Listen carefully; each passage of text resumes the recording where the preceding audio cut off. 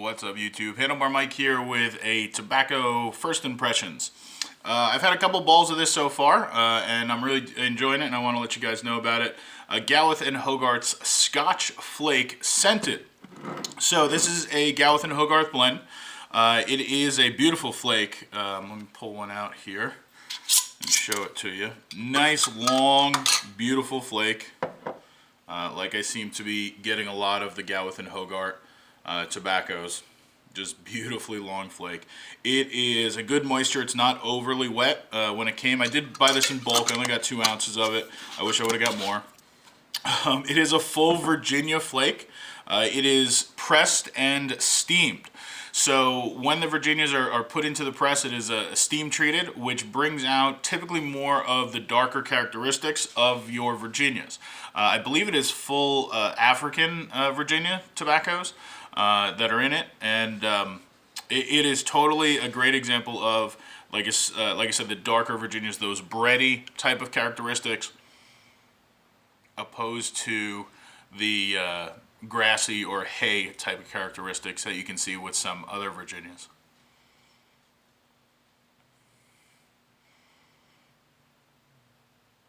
Now it is scented, which means it is an aromatic.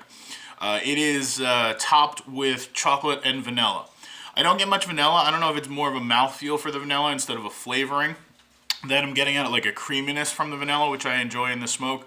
The chocolate is there. It is, again, like Bob's Chocolate Flake, a bitter, like baker-style chocolate, opposed to a super sweet, like Hershey Bar, Cadbury-type chocolate, milk chocolate.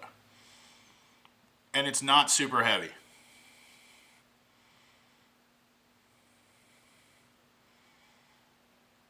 This is a tobacco where you enjoy the Virginia taste, that breadiness, the sweetness. It is very sweet from the tobaccos itself, the Virginia tobaccos itself, and then occasionally you get this little like peekaboo chocolate in the background. It's really, really cool.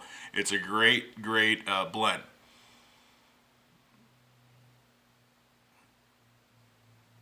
It is a slow smoker. You don't want to go too quick with it.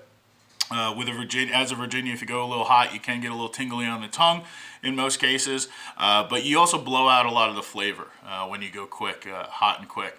I am smoking it out of my mirror, my little joker. Hopefully you guys had a chance to check out the video I did on this pipe and a little bit about what the heck meerschaum is. I'm absolutely loving this pipe. It feels great in the hand. The stone, the mineral deposit itself, the meerschaum feels awesome with the wax on it, and it's a great pipe so far. I'm still loving it.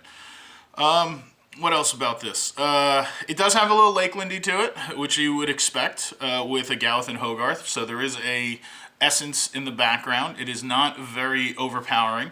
It is a great maybe entry level into tiptoeing into the essence world, the Lakeland essence world, because it is not super in your face. It is kind of there. There's a little floralness.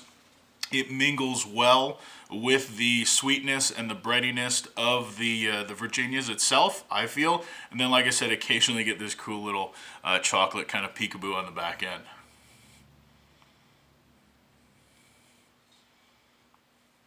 The jar smells much more chocolatey than the tobacco taste.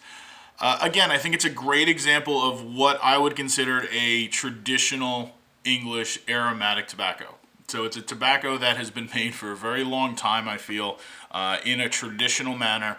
And this is kind of like a time capsule for our pipes. It's a way for us to understand where the evolution of our hobby has really gone throughout the years. We look at a lot of modern day aromatics, and they are a lot more full flavored, in your face type of tobaccos, as far as the, especially you think about like Blood Red Moon and stuff like that. They are just really heavy on the aromatic side of it, where this is enjoy the quality of the tobacco, enjoy the quality of the leaf that we put in there with the Virginias. The process that we use with pressing and steaming it kind of changes that profile. And by the way, here's a little bit of a topping on top of it to kind of just bring a little bit of fun to it. They do make this unscented as well, so if you just want the base flake, it still will have the Lakelandiness to it. It might be a great opportunity for you guys to get into the taste of a Lakeland essence without going full bore like an Arundel, where it is the predominant flavor profile, where this is you're going to get it on the little bit on the back end, and you can kind of decide if you want to ratchet it up from there and get something a little bit stronger. So it's a great tobacco overall, I think. Like I said, I'm really upset I only got 2 ounces of it. I wish I got more. It's probably going to sell her really well. It is available on websites, like a lot of Gawith and Hoggarth and Samuel Gawith tobaccos. They occasionally are not obtainable that easily, but this one seems to hang out quite a bit. There's also a Scotch cake as well, which I'd like to try, and I want to get some of the unscented and kind of go side by side with it as well, and see where they're both at as far as the main differences go. All right, with that, hopefully you guys enjoyed this. That's my first impressions of the Gawith and Hoggarth Scottish Flake Scented. Don't forget, guys, pack a bowl, light it up, burn it down, relax, enjoy. I'll see you guys online next time. Have a great rest of the day.